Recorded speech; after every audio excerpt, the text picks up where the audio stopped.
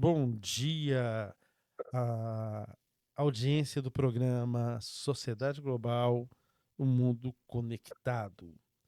Quero desejar a todos um excelente domingo e estender esse desejo à nossa diretora de programação, a querida Cleo Rocha, ao diretor-geral, Padre Luiz Boteon, ao meu amigo, né, o nosso comandante Toru.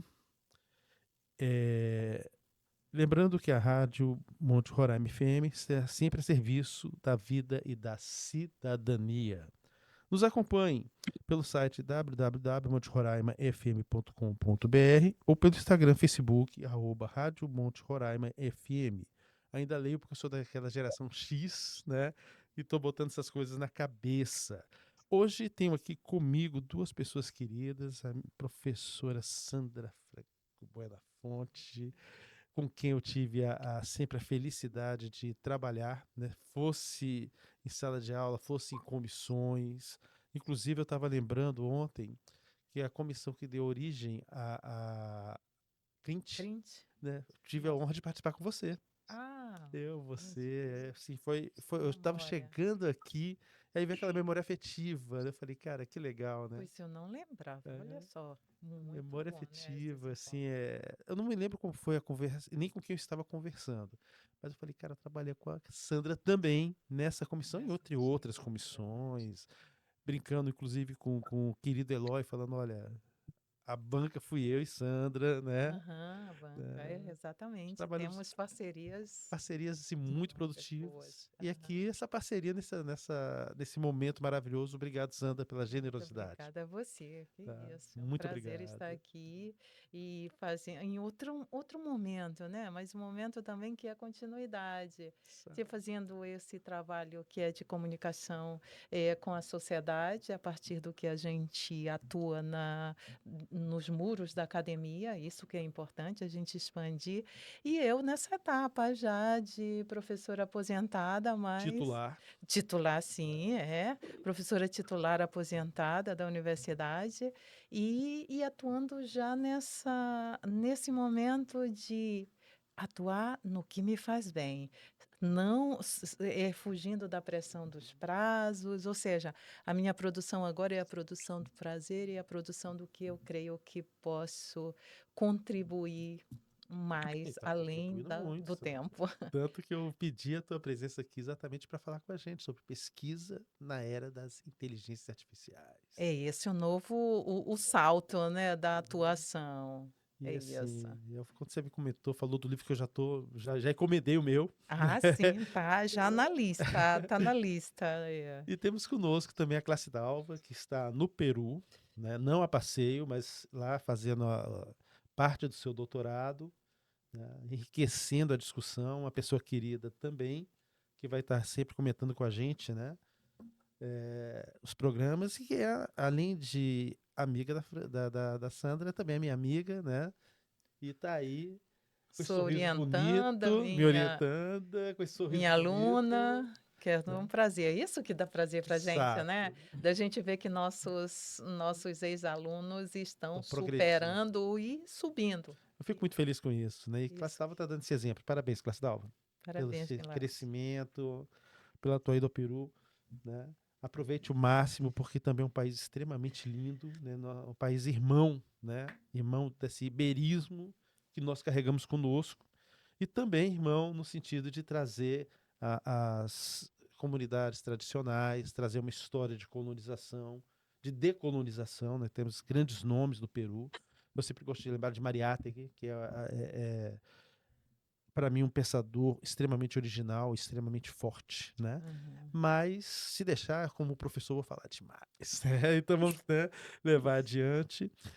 Há pouco, sabe, que eu conversava com Sandra e eu falando para ela da questão da inteligência, como eu uso e tal, e do medo que eu tenho, né? Uhum. Da questão do plágio, do mau uso, do que pode, né?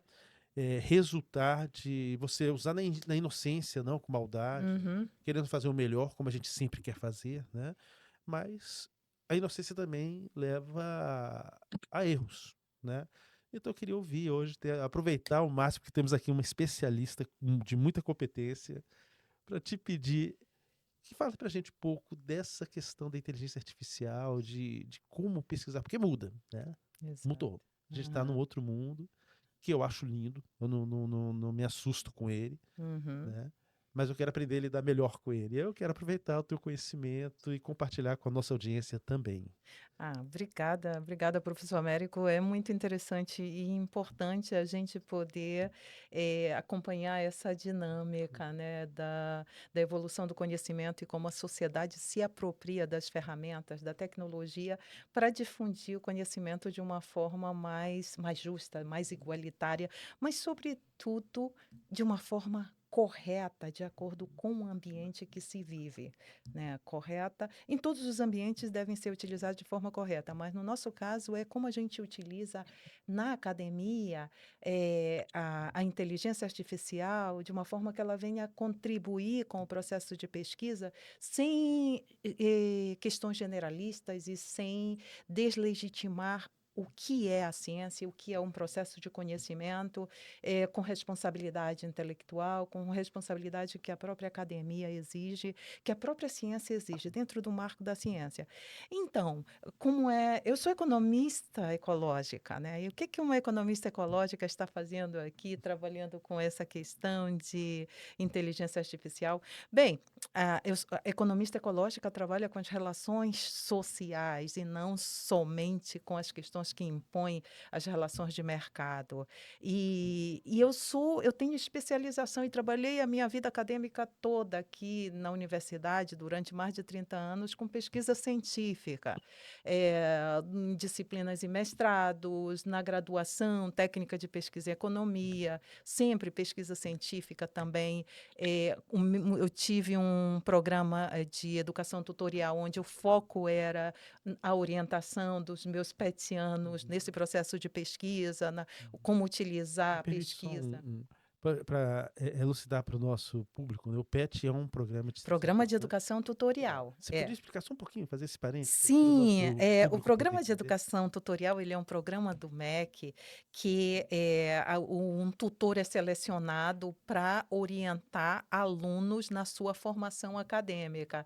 Então, eles são bolsistas, né, normalmente são 12, dependendo do programa, né, e aí o professor, que é o tutor, que tem que ter aquela especialização, ele direciona a orientação dos alunos de acordo com a área. Então, como eu trabalhei sempre com a pesquisa científica, a minha orientação era escrever artigos, pesquisar com responsabilidade e tudo. E eu tenho muito, muito orgulho, uma satisfação imensa de constatar que a maioria dos meus alunos estão seguindo doutorado, pós-doutorado, inclusive, professores de universidade, e todos eles porque incorporaram essa condição que a gente deu a base como tutora, como orientadora, né. Então eu fui tutora durante mais de 5 anos desses alunos, então fui formando, eram alunos de ciências sociais aplicadas. Então, nesse contexto, eu fiz especialização em metodologia da pesquisa, epistemologia do conhecimento. O que sempre me chamou atenção foi essa parte de conhecer a profundidade da base de surgimento do conhecimento, né? A epistemologia, qual é a epistemologia, qual é a base que forma o teu conhecimento? E uma das coisas que sempre, assim, quando eu estou atuando nesse processo de pesquisa, de orientação, me vem à mente um meme que tinha assim: para que serve teu conhecimento? Assim, mais que um meme, uma pichação no muro, branco, meio envelhecido, e um muro de periferia. E esse muro estava ali escrito numas letras, assim, pouco organizada: "Para que serve teu conhecimento?". Então, Pergunta todas as profunda. vezes que eu estou colocando essa exposição de como o meu conhecimento foi construído e como ele deve servir para a sociedade, aí o que é mais profundo nisso é como eu posso conversar sobre conhecimento, sobre a divulgação e sobre a democratização desse conhecimento e como as pessoas podem usar esse conhecimento. Naturalmente, aí vem a técnica. E onde vem essa origem técnica que sempre acompanhou essa base da metodologia, que não é só a formatação, a formalização, mas é como o processo de pesquisa ele se encaminha a partir do método, a partir de uma hipótese, uma tese, um problema bem elaborado, do desenvolvimento do método, do levantamento teórico consistente, da validação, da divulgação. Aí vem da minha formação como economista, que eu sou economista, a minha base teórica é economia do desenvolvimento e economia internacional. Desenvolvimento econômico e economia internacional, é o meu doutorado. Então, nisso daí, eu sempre trabalhei com as variáveis conhecimento e tecnologia. É uma das variáveis, junto com capital e com recursos naturais, é o que forma o processo básico de produção da sociedade capitalista. Então, o economista do desenvolvimento, quando ele trabalha com essa interconexão em nível internacional, ele trabalha com o avanço da tecnologia global em todo o processo histórico de construção do conhecimento e as ferramentas que são utilizadas naquele contexto teórico, político, social. E eu sempre estudei isso. Como foi, como era na Grécia, como era antigo, como utilizava as técnicas, o que era, até chegar na condição da ciência moderna, né?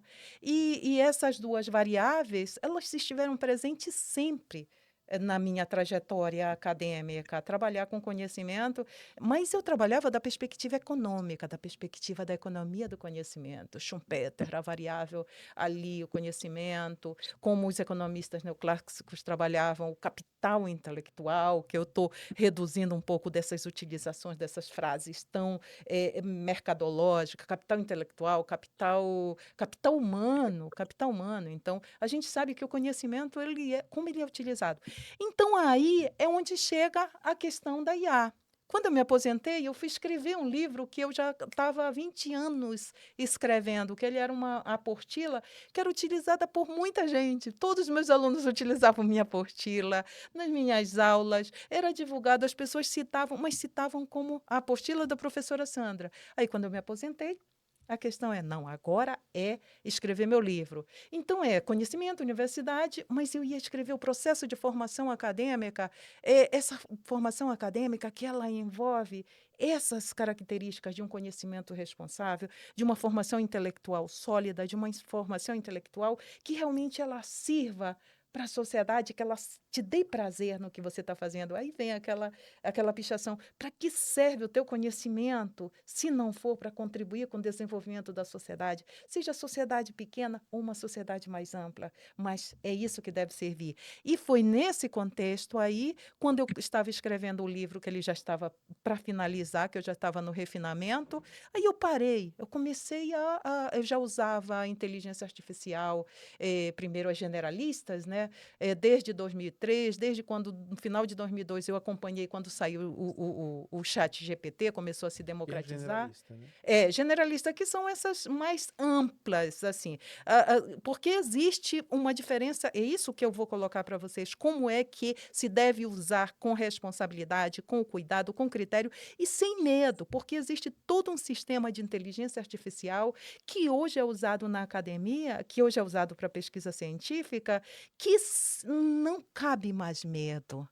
Cabe critério responsável de você saber usar a inteligência artificial para reduzir o teu tempo de busca, de sistematização, de organização, mas nunca para reduzir e eliminar o teu tempo de análise, de argumentação, de validação, de interpretação, porque isso aí, a capacidade cognitiva do bom pesquisador nunca vai ser substituída pela máquina. Essa é a minha condição, essa é a minha interpretação, e analisando todo esse processo epistemológico que a gente conversava antes, que eu fui buscar os filósofos respeitados de toda uma discussão global sobre essa base da inteligência artificial, e que eu comentei, e que eu fiquei muito feliz de dar essa base aí, o Eric Sadan, que ele busca toda essa tradição ali, como a mecânica, ela passa a ferramenta, ela passa de ser organizativa, de ser um apoio, para ela interferir diretamente na tua subjetividade, indicando o que você vai fazer sem que você possa pensar, automatização do pensamento. Um outro filósofo também que ele coloca é o Bernardo Stiegler, ele coloca que agora existe uma farmacologia de organização do pensamento, que as pessoas que não têm um critério, um método, elas vão usando tudo e escreve, está tudo bonito. Então, nesse contexto todo, foi quando eu passei a me especializar, escrevendo sobre conhecimento, utilizando as variáveis e as categorias que eu sempre pesquisei, eu passei a aprofundar muito mais e estudar filosofia. Nossa, estou apaixonada, estou para escrever uma tese sobre A filosofia. filosofia é apaixonante. É apaixonante. Então eu passei a estudar filosofia e mais para ver como os filósofos eles trabalharam com essa evolução do conhecimento, relacionando com a técnica sempre, com a evolução tecnológica. Então eu fui vendo, entrando nas questões dos filósofos que trabalhavam o conhecimento na universidade. E aí fui conhecendo, eu estou encantada com isso, porque eu não podia trabalhar com conhecimento sem aprofundar uma base epistemológica profunda nesse processo histórico que leve a uma fundamentação consistente sobre como utilizar a IA com conhecimento fundamentado, com conhecimento responsável. Então, nesse contexto, a partir dessa minha formação, foi que eu me aproximei e estou trabalhando com a IA. E foi aí que entrou a decisão de parar de escrever o livro, que já estava para ser publicado, e colocar o conhecimento, universidade, formação acadêmica na era digital, onde eu entro toda essa questão aí da IA. Então, além de estudar filosofia, eu passei a estudar IA. Mas eu pude perceber como os cursos de IA, eles te formam para técnica, eles te formam para você escrever, para você saber atuar, para você ser veloz. Mas aí foi onde eu cheguei. O tempo do conhecimento é outro. O tempo do conhecimento com a utilização da IA é outro. Mas nós temos que saber utilizar isso a nosso favor para melhorar o nosso processo de conhecimento que é útil, que é verificável, que é consistente e, sobretudo, um conhecimento que ele tenha consistência na defesa. Porque hoje, todos que querem e que se aprofundam podem escrever um bom texto. Todos. Todos que querem e se aprofundam podem buscar as referências para fundamentar esse texto, essa escrita. Todos os que desejam se aprofundar e querem ir mais um pouco além do óbvio, eles podem chegar e expor mais o que a IA fez, as ferramentas da IA para inteligência, para a pesquisa científica, ela fez com que o que não tenha método, que não tenha consistência, que não verifique realmente as fontes, que não saiba fazer essa argumentação, analisar e que não use uma cognição humana a partir de uma experiência consistente, de uma honestidade intelectual, que ele fique exposto. Então, o que as pessoas acham que a IA avançou, ela avançou sim e muito, mas para quem não tem método, para quem não tem responsabilidade, para quem não verifica, para quem não analisa o conhecimento mais profundo, ele vai ser facilmente identificado como generalista, como um pensamento superficial generalista pelo próprio sistema, pelas próprias ferramentas. Porque hoje, por exemplo, eu estou numa banca, eu coloco as bases do projeto ali, eu analiso e vejo, eu vou no currículo Lattes daquela pessoa, eu vejo o que ela produziu, o que ela não produziu, aí eu vejo um texto tão bem escrito, eu vejo referência e eu pego, coloco, eu vou lá no SciSpace, eu pego aquele texto dela, eu pego ali, eu coloco, eu digo qual é o fundamento. Não, essa argumentação aqui, ela não está verificada, ela não tem uma base. Então, a IA é exploração, a IA generalista é exploração. Você pega ChatGPT, o Claude, Perplexity, DeepSeek, todas essas IAs generalistas, ou seja, que elas fazem brainstorm, como chamam, a explosão de ideias, que elas fazem levantamento exploratório, todas essas IA, elas não são verificáveis. Elas te dão as informações a partir dos padrões algoritmos. Por isso que dizem, a IA, ela acaba cometendo plágio. IA não comete plágio. Quem comete plágio é o pesquisador. O que você pode fazer com a IA é cometer plágio conceitual. É você pegar a informação que a IA te forneceu e você colocar como se fosse tua. Aí você vai ser desmascarado. Aí que vem a fragilidade do teu posicionamento. Então, um pouco, essa é a abordagem contextualizada da minha atuação agora como pesquisa, como autora, né, uma autoridade um pouco acadêmica para trabalhar com a pesquisa científica e inteligência artificial. Olha, é uma aula que eu tive aqui, adorei. Mas eu queria ouvir, né, a Classe Dalva, que está fazendo uma tese de doutorado, né, que use IA, né, de forma responsável, de forma ética, que fique bem frisado isso. Lembrando que, assim, nós temos o grande inimigo que é o Clio, né, o tempo. Eu queria que você fizesse aqui, participasse também, que ela falasse, perguntasse. Professor fala muito, né? Se não me pedisse para parar, eu não ia parar. Mas fala bem, eu Prim- adorei.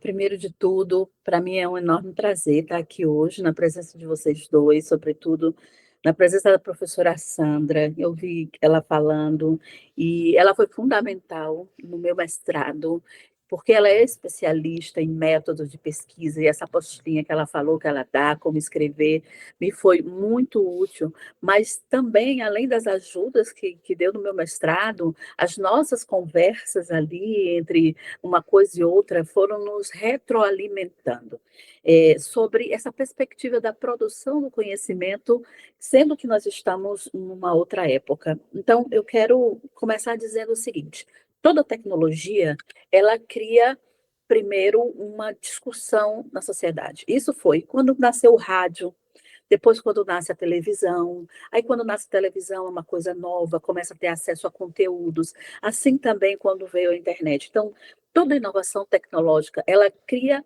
um espaço de debate sobre os benefícios e os riscos dessas inovações. Não foi diferente com a IA. E outra coisa, a partir do momento da integração da inovação, isso não volta atrás. Assim como o rádio nunca desapareceu, a TV não desapareceu, a internet não desapareceu, a IA também veio para ficar. Agora, uma coisa na fala da professora Sandra é fundamental.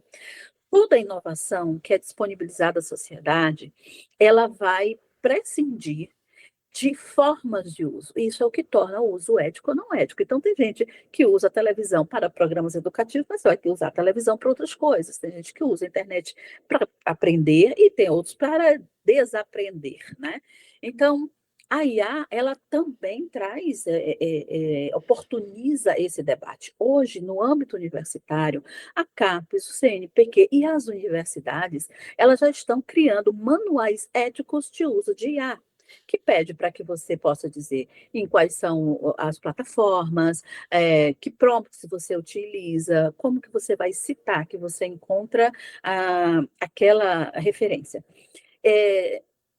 Esse é um panorama geral desse debate sobre IA. E a gente hoje está falando da IA na pesquisa universitária. A gente nem vai entrar em IA em outros aspectos da sociedade. Mas sim, como o professor Américo falou, eu faço uma pesquisa e eu faço usos de IA. Como que eu faço uso de IA? A IA funciona, por exemplo, se você tem uma pesquisa de doutorado, ela é ampla, complexa, você precisa de um banco de dados muito grande, ela pode funcionar para você, como a professora falou, como uma página como o SciSpace, numa busca de artigos, de referências, que às vezes você está ali, pode ser muito difícil. Então, ela, num determinado momento, usado com responsabilidade, ela vai te ajudar a sinalizar um caminho que você não tinha. Mas você precisa pegar esse caminho e transformar no que você quer. Então, os próprios pesquisadores, não só do Brasil, mas do mundo inteiro, começaram a criar plataformas com inteligência artificial para te levar para caminhos seguros. Não é jogar no chat GPT, no DeepSeek, no Gemini, Cláudia. essas, deve ser muitos, né? A gente trabalha com isso, vai lendo. Então, não é jogar e pegar o que ele dá. Eu tenho um amigo que faz parte de um grupo de 150 pesquisadores no mundo, que eles fazem testes de IA. Ele é coordenador do curso de Ciência da Computação da Universidade Federal no Goiás, e ele estava me falando como que esse conjunto de pesquisadores fazem os testes e onde que as IAs fazem essas buscas. Eu achei extremamente interessante. Então, ela usada com responsabilidade, ela ajuda, como se você tivesse 3, 4 pessoas ali que te ajudam a trazer, mas você precisa analisar. E eu vou dar um exemplo. O livro A Queda do Céu, do Davi Copenhague. Eu estava fazendo uma busca da aplicação do que o Davi traz, na crítica que ele faz ao garimpo e terra Yanomami. E eu estava fazendo uma busca sobre a aplicação dos termos que ele traz muito da cosmovisão e Yanomami ali. E aí, eu pedi para citar escritores indígenas, e ele cita o livro A Queda do Céu, do Davi Copenhague. E eu tenho esse livro. E eu peço para a IA me fazer um texto me explicando se eu poderia utilizar e utilizar referências bibliográficas de indígenas. E aí ele cita no texto e coloca lá o livro do Davi Copenhague. Só que como eu tenho esse livro e conheço, eu falei, não, isso aqui não está. E aí pergunto a IA a página. A IA me manda eu procurar. A página você pode encontrar no livro original. Eu falei, não, não tenho. E eu tenho esse livro também no meu iPad, que você busca, fiz uma busca por palavra. Não estava. Então, veja só, eu poderia. O que a IA estava me dando era verdade, ele fala sobre o assunto, mas aquela citação não era correta. Ela não podia ser encontrada, que é o que a professora falou sobre validação. Então, cabe ao pesquisador, no uso ético da IA, validar as informações que a IA estão coletando e entregando. Então, é preciso rastrear isso, porque às vezes essa informação ela é pega de uma entrevista, ela é pega de uma publicação de um jornal, ela é pega de locais que a bibliografia chama de zona cinzenta. Elas são essas outras fontes, que são jornalísticas, que são num blog, e não necessariamente artigos científicos validados por pares ou bibliografia. Então, todas essas inovações, elas sim prescindem de uma responsabilidade sobre a produção do conhecimento. Não é reproduzir o que a tecnologia nos entrega, mas nós precisamos, e isso eu já exercitei em sala de aula, prescindir da tecnologia. Então, um exemplo para concluir essa parte, eu estava fazendo tirocínio docente e passei a atividade para os alunos. Então, quando eu fiz a atividade, antes de ir para a sala de aula, eu testei todas as possibilidades que eu imaginei que aqueles alunos poderiam me dar de resposta baseado em IA. Então, eu fui em 5 plataformas, joguei aquilo ali e fiquei imaginando o que aqueles alunos da graduação iam me dar. Praticamente 90% do que os alunos me entregaram era resultado de IA dessa generativa. A IA generativa, ela vai te entregar essa coisa imediata, ela vai produzir um texto, ela gera um texto, uma ideia, baseada em tudo que ela vai coletar. E aí, quando eu estava em sala de aula, à medida que eles tinham que me dar um trabalho escrito, né? À medida que eles me davam, eu tinha nas minhas buscas igual. E eu dizia: olha só, o que você me entrega, isso aqui eu exercitei. Então, nós vamos fechar e nós vamos conversar sobre isso. Que é o que a professora Sandra falou. Quando o pesquisador ou o aluno, ele depende da IA generativa, ele é raso, ele é superficial. Quando a gente faz 2 perguntas a mais, ele não é capaz de responder. E, inclusive, tornando isso bem redondinho, na internet tem muita gente que aparece como especialista, mas ele é dessa profundidade. ele é raso, ele sim vai lá e busca nessa ferramenta, nas IAs generativas, esses conceitos, ele fala com propriedade, que parece com propriedade aquilo, mas na hora que o especialista faz 2 ou 3 perguntas fora daquilo ali, ele não é capaz de responder. E aí, para finalizar, eu diria: somos responsáveis dentro da universidade pela produção do conhecimento, com uso de tecnologia, com responsabilidade, e todas as vezes que a gente se defrontar com alguém que parece que está dizendo algo, a nossa função, como pesquisadores, é questioná-los. Se for assunto que a gente conhece e domina, é questioná-lo, a fim da gente não ter os riscos que é da gente ter muita gente falando de coisas das quais eles não têm noção. Olha, o assunto é maravilhoso, interessantíssimo. Vou lhe convidar de novo para a gente poder estar aprofundando, mas eu quero lhe agradecer, Sandra, pela exposição, pela aula. Tá? Vou entender como uma aula, porque para mim foi importantíssimo. Criei algumas dúvidas que eu quero tirar contigo. Enquanto o livro não chega, eu quero te convidar para estar falando conosco. Quero agradecer a Glace Dalva, as observações. Sempre uma Também quero o alegria. livro, tá? Né? Pedi antes. Já tem 2 na lista. Pode mandar em PDF para mim. Aham. Então, mas a gente tem aqui que negociar com o tempo. Né? A vida toda é essa Não, é negociação com o isso. tempo. Não tem como, né? É a técnica que a gente tem que saber se inserir para poder ir navegando. Exato. Mas então eu quero agradecer novamente a presença das 2 colegas queridas. Novamente agradecer o espaço dado pela Rádio Roraima para esse programa, né? Sociedade Global e o Mundo Conectado, apresentado por mim, esqueci de falar no começo, né? Professor Américo, professor titular do curso de Relações Internacionais.